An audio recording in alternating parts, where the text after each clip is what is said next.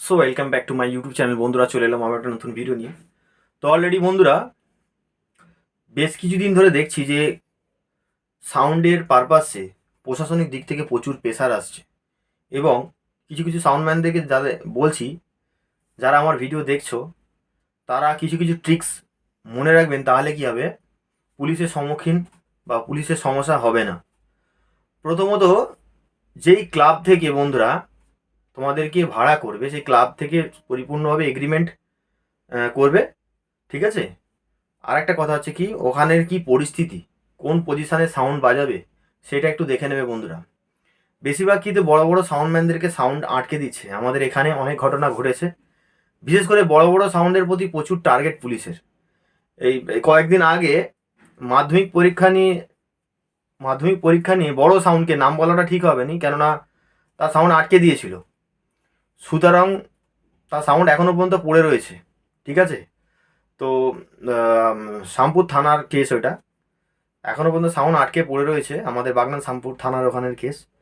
তো বিখ্যাত সাউন্ড তারা আটকে রেখে দিয়েছে, কেননা প্রথমত ওদের ব্যাপারটা হয়েছিল কি, মাধ্যমিক যখন পরীক্ষা চলাকালীন মানে কিছুদিন আগে ওদেরকে বলা হয়েছিল, মানে স্কুল কর্তৃপক্ষ, যে স্যারেরা, যে সাউন্ড একটু আস্তে করে চালাও, তাহলে আমরা মানে ভালোভাবে এটা করতে পারবো আর কি, কেননা এটা পরীক্ষার ব্যাপার আছে। তো বলার পক্ষে কমিটি থেকে শুনে নিই, সুতরাং তারপর থেকে তাদের টোটাল সাউন্ডটা তুলে নিয়ে আটকে রেখে দেয়। এখনও পর্যন্ত কোনো হদিশ পাওয়া যায়নি। মেদিনীপুরের সাউন্ড কিন্তু, মেদিনীপুরে কিছু কিছু সাউন্ডম্যানরা আছে, তারা স্পট বুঝেনি, পরিস্থিতি জানেনি, ফট করে গিয়ে সেখানে সাউন্ড চালাতে শুরু করে দেয়। পয়সা সবাই দরকার, এবং তার সূত্রে সূত্রে তোমার মাল কীভাবে সেফটি থাকবে পুলিশের হাত থেকে, সেটা একটু খেয়াল রাখতে হবে বন্ধুরা। সমস্যায় বেশিরভাগ হয়ে আমাদের ভুলের কারণে। পাবলিক বলে এই সাউন্ড চালাতে হবে, এই পরিস্থিতি দিয়ে চালাতে হবে, পুলিশ এসে বারণ করলেও ঠিকঠাক প্রশাসনিক কাজ তারা করে যায়, তারপরে নাও শুনলেও এরকম সমস্যা হতে পারে। আমাদের বাগনান আশ্রমে সেম জিনিস হয়েছিল।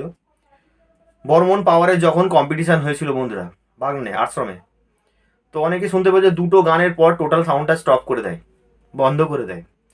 ফলে কি হয়েছিল, সেখানের গ্রাউড পরিমাণ এতটা পরিমাণ বেড়ে গেছিলো, সেই কারণে পাবলিক সামাল দেওয়াটা খুব টাফ হয়ে দাঁড়িয়েছিল, ঠিক আছে। সেই কারণে কি হয়েছে, দুটো গান চালানোর পর টোটাল সাউন্ডটা বন্ধ করে দেয়, ঠিক আছে।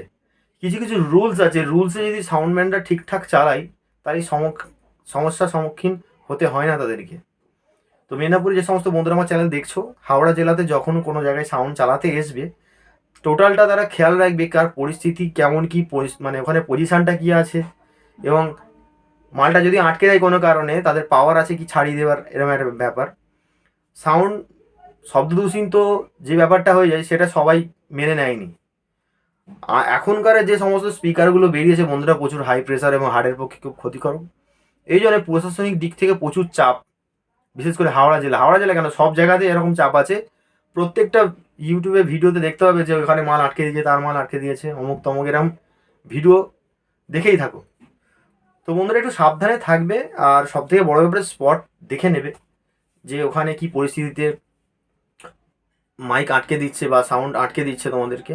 আর হচ্ছে কি, আর একটা হচ্ছে কি সমস্যা হচ্ছে কি, হয়তো স্পটের যদি না কিছু বলে পুলিশ, হয়তো রাস্তার মধ্যে তাদেরকে আটক করছে এবং তাদেরকে ঢুকিয়ে দিচ্ছে পুরো থানাতে, ঠিক আছে। তো বন্ধুরা অবশ্যই সাবধানে থাকবে, ঠিক আছে। হাওড়া জেলাতে যে সমস্ত মেদিনীপুর থেকে যারা দেখছো, তারা হাওড়া জেলায় সাউন্ড চালাতে এলে একটু ভেবে চিনতে চলবে বন্ধুরা। তো বন্ধুরা এই ছিল আজকের ভিডিও, দেখা হচ্ছে নেক্সট ভিডিওতে। সকলে ভালো থাকবেন, টাটা।